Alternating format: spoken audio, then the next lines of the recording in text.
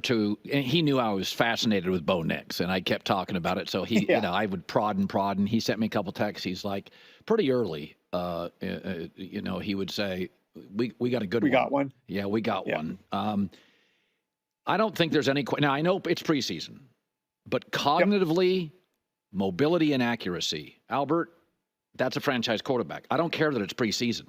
I mean, I'm seeing, first of all, I saw him twice live. He's much more athletic than anybody gives him credit for. Much more athletic. He can move. He's fine. Which, by the way, Breeze was early in his career, too. Drew could move early in his career. He just didn't later. I don't know. I watched Bo Nix. I said this. People thought it was a hot take. I said, Caleb, defensive coach. Jaden, defensive coach. Drake May, defensive coach. J.J. McCarthy won't play. I would not be shocked year one if Bo Nix, we come out, I'm not saying career, year one, we go, that was the best rookie quarterback. Does that sound crazy? I think Caleb will be, just because of the infrastructure around him and the talent around him. That said, I don't think you're off base. I think you can even boil it down to a simpler thing, right? Like, he's been in there for 7 possessions, Colin. One of those possessions, there was a fumbled snap and they turned the ball over. On all 6 of the other possessions, they scored points. And he led a 75-yard drive in the 2-minute drill. And so what he's showing is when they're in there, when he's in there, they move the ball, which is a massive, massive part of all of this, And so I think you're right. And he should be ready to go. This is a guy who started 61 games in college. I didn't misspeak there. It's 61 games crazy. In college. I know. Yeah, and was a multi-year starter at 2 different major conference programs. And so, I think it would almost be alarming if he wasn't ready. And he's shown himself to be a little bit more than that. And I remember hearing the stories about Peyton being on the ground, in Eugene when they went to work him out, and how when Peyton sized him up, he was bigger in the lower half than he thought he'd be. And the way the ball came out of his hands was a little bit different than he thought it would. And really, that was sort of what sold him. And those physical traits, I think, is where the scrutiny is going to come over the next few years. In other words, I think there should be an expectation, a high expectation for where Bo Nix is in year 1 and year 2. The bigger question that we're not going to be able to answer for a while is, where is he in year 4 and year 5? Will he be able to level up where he can be a $50 or $60 million quarterback?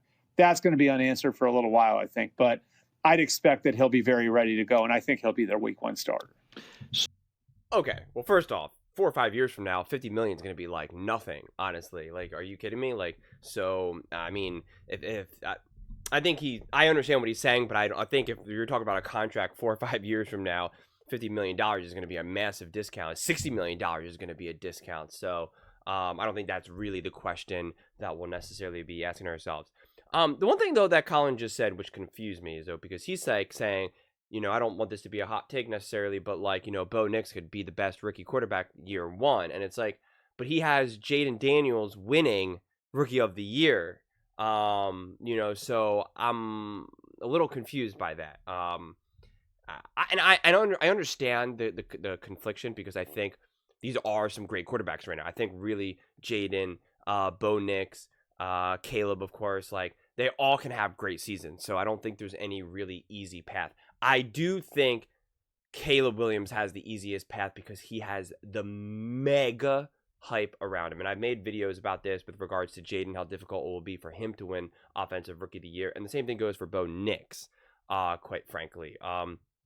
Caleb Williams is the media darling, right? He is the one that the media desperately want to reach incredibly high levels. They want that Chicago media marketplace, right? They want that. Those fans, they want that. They just do. You don't really hear many negative things spoken about Caleb Williams, quite frankly.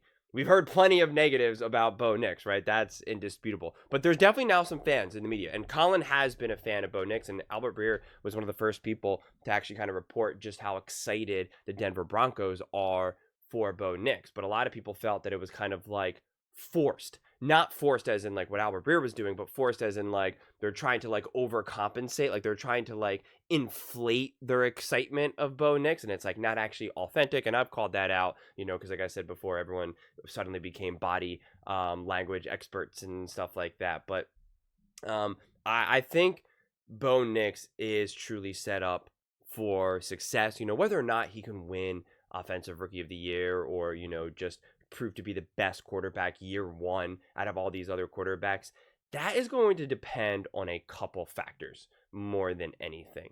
Because like I said, you have to fight the media machine, and the media machine, and as Colin has talked about, many times actually, either him personally or just some of the other people that he's brought on to interview, like the NFL, like they want Chicago desperately. That is a massive, massive, massive market. So having Caleb Williams be a top quarterback in the NFL is, it's just like 10x. It's just a financial, raining of just, hundreds of millions of dollars. It would be massive, so they desperately want that. It's not to say that the NFL wants the Denver Broncos or doesn't want Bo Nix. It's just all these things are narrative and media momentum. We always talk about momentum, like on the field and teams, having momentum, but we don't really ever talk about media momentum. It's like, what is the media getting all hyped and excited about, right? Like they're the ones that are still to this day crafting the conversations that are being, talked about, and especially the producers on these shows. These producers and the media people, like the studio executives like that, they'll be like, talk about Caleb Williams, talk about Jane Daniels, talk about this. They look at the numbers. They're told, what to talk about. Colin has talked about this also as well, that he talks about what is popular, right? He's like, I talk about what's popular. He said this many times. This is what he goes, this is why he says I talk 80% the NFL. He's like, that is what people want to talk about. He goes, people also ask me, why do I talk about the Cowboys all the time? He's like, because they have the hugest fan base, and so he makes no secrets about it. He's very, very transparent about that. But I'll tell you this, Bo Nix is not bad for ratings either. The Denver Broncos are an amazing organization with an amazing, deeply rooted historic franchise as well. So I think a strong Denver Broncos team with a strong quarterback in Bo Nix is just, is also great for the NFL, right? Is also great for ratings, money, whoever's actually making all this money in the first place. So I don't think that the media has to go against a Bo Nix, quite frankly. But Bo Nix is a threat to none other than the king, Patrick Mahomes, right? The Denver Broncos, and even now the Chargers coming along potentially as well. I think it's interesting. On one side, the way I see it is that, let's say Bo Nix and the Denver Broncos really get this going, right? They're really going in the positive direction, and Bo Nix is really proving to be a top quarterback in the NFL. And now they're actually fighting to win divisions, winning the division, knocking off Patrick Mahomes and the Kansas City Chiefs, and that takes some shine off of Patrick Mahomes. I think those battles will be good. I think the games between the Denver Broncos and the Kansas City Chiefs will be can't miss TV. I think it'll help big time. But based off of my understanding and based off my experience of what I see, obviously not direct personal experiences, I don't work directly with these companies. They want Patrick Mahomes to keep winning. They want Patrick Mahomes to keep going into the Super Bowl year after year after year. It is easier for the media to kind of get behind just a few big athletes and really get behind them and keep boosting them up. It's easier for them, not only because they know the player intimately, and it does get frustrating. I get anxiety about this. Like, you have to keep relearning new people, new players. It's like, oh, now I got to worry about CJ Stroud. Who's this CJ Stroud guy? Now a Bo Nix. Oh my God, now a Caleb Williams. Like, that's just part of the game, But you do. Once you get really comfortable, Patrick Mahomes. You know his wife. You know his kids. You know everything about him. And it's like you can now shoot from the hip talking about him. It's just easier. So when you have that singular person that you can kind of get behind, the content can just flow. It's very straightforward. Not to mention the fans have already won him over. Patrick Mahomes has already won over the fans and the marketing and the brands and all of that. So the money, it's guaranteed money, right? It's a safe bet. It's the same reason why they put the same blockbuster stars in movies. Right, it's why Marvel went out and got Robert Downey Jr. They know he's a bankable star. They know they can rely on him. They know, okay, he's in this movie, got it. Patrick Mahomes in the Super Bowl, people are watching. They know that, so they rely on that, right? It's why I can't think of the one guy's name.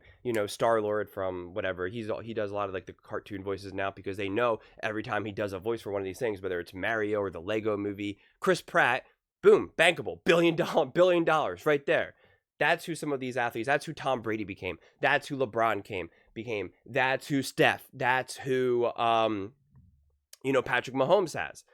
You don't know that about Bo Nix. You just don't. I mean, it's not saying that he can't, but you just don't know. So it can start to make people uncomfortable. It's just easier to kind of get behind the guarantee, right? The Patrick Mahomes, he's already kind of proven himself. So that is someone that a Bo Nix is always going to go up against.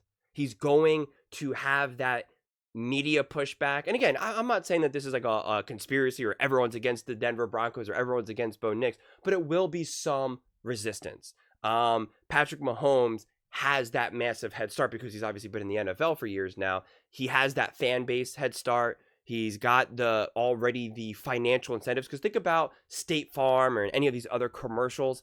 They want Patrick Mahomes to keep winning. That's who they're invested behind. That's who they gave all this money. That's who they've already spent millions upon millions upon millions upon millions upon millions, not only paying Patrick Mahomes directly, but then these Fox, CBS, ABC, NBC, all the networks to put the commercials up there, right? Like that's what they want.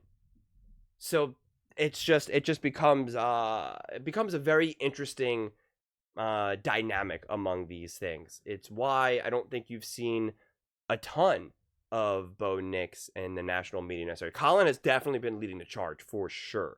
But you see Caleb Williams, because he's already kind of has that momentum, the NIL money, like he's already been the face. They already kind of see him as more bankable considering what he's been able to do in the past, and going to Chicago, I mean, that's kind of a big thing. It's why they haven't gotten all in behind CJ Stroud necessarily, because that is technically not as popular of a market. If anything, CJ Stroud has already had all this popularity, yet and has actually proven himself in the NFL, yet we still see way more content around Caleb Williams, which is just interesting. Patrick Mahomes, I mean, you can't watch a single sports show Monday through Sunday, 7 days a week. You're going to see Patrick Mahomes mentioned at least once. It's just not, I mean, like, they never do not mention Patrick Mahomes at least once. And you never watch these shows without at least seeing a commercial with Patrick Mahomes in it. There's just so much money behind it. And that is the uphill battle that Bo Nix has to go up against from, again, at least a media perspective. So I do think it'll always be harder. And I shouldn't say always, but it'll just be a little bit harder for him to overcome that initially. If he proves to be box office, if he proves to like outduel Patrick Mahomes, maybe they go 2-0 against the Chiefs or something, then it's like, yeah, move over, like get out of the way. I'm here now, and it will be up to the Denver Broncos and Bo Nix. So yeah, I'm really excited. I think the NFL is better when you have more competitiveness, when you don't have the same teams and the same players, winning the division, making the Super Bowl year after year after year. I like diversity, right? I try to not be a biased fan. I really enjoy watching different faces, different stories, different teams playing different teams. Like, I personally don't need to see, and as exciting as it can get, because I can get behind anything, but like, I don't need to see Josh Allen and Patrick Mahomes go toe to toe every single playoffs. Like, I don't need that. I don't need to see another 49ers, Kansas City Chiefs Super Bowl again. I don't need that. I don't need to see the Kansas City Chiefs win the division 10 times in a row. It's like, okay, cool. I like more I don't want to keep it. Diversity is such a bad word these days, but it's not diversity. I mean, I guess it is diversity. I just like to mix it up, and so I'm really hopeful that the Denver Broncos can get both momentum on the field and off the field, because I also just want more other content to talk about, more interesting things to discuss, rather than just the same stories again and again and again. And so I'm really, really excited for what Bo Nix can do. It's awesome to see someone like Colin Cowherd be so excited as well, and I feel like he's really kind of probably one of the more prominent people in media to speak so highly of Bo Nix, but people are then trying to call him out and say it's just because he's friends with Sean Payton. And I don't believe that for a second, because he's even called out Sean before, actually, with everything with Russ, as well as it makes him look bad, quite frankly. If Bo Nix ends up not being good, he'll look kind of silly. And, Colin has spoken at length about not always trying to be correct. He doesn't care if he's correct. He just wants to have the right, the right discussions, which I really can appreciate. But I don't think Colin is just going to straight up say what he doesn't believe in just for the sake of it, quite frankly. So I do believe that he believes it, which is saying a lot, because Colin, I know a lot of people like to make fun of him, and no one's right all the time, right? Most of us are going to be right. We're going to be wrong majority of the time. Like I always say, if we were right majority of the time, we would all be billionaire sports gamblers. It's just impossible to predict. So the best you can do is just try to make the best prediction that you can, and hope that it's actually built off of logic and not off of just trying to get clicks or entertainment. But yeah, we're just what is this now, a week and a half or so away from the actual legitimate Bo Nix show. So when he actually plays legit, we can stop saying it was just preseason, it's just preseason. We'll finally be able to say, dude, you see what Bo Nix did? Yeah, and it was against a legitimate team with all starters in the NFL. Let's go. But those are just my thoughts. I would absolutely love to hear yours. What do you guys all think about Bo Nix? And, can he win Rookie of the Year? What do you think about kind of the media attention that he's kind of gotten on him, and the potential uphill battle that he does face because of the media obsession with teams and players like the Kansas City Chiefs and Mahomes, Caleb Williams, and Chicago? Let me know in the comments below. I read every single comment, so whether you agree with me or disagree with me, either way, let's get in some discussions, let's get in some fights, but ultimately, let's just have some fun. And please do consider subscribing. We are building an amazing community here, and I would absolutely love to see you part of it. I want to build something that we all genuinely feel connected to, something that we're really excited to be part of. I think we're well on our way to doing it. And please don't forget to give this video a thumbs up, as it really does help with the visibility and the algorithm. Thank you so much, and see you next time.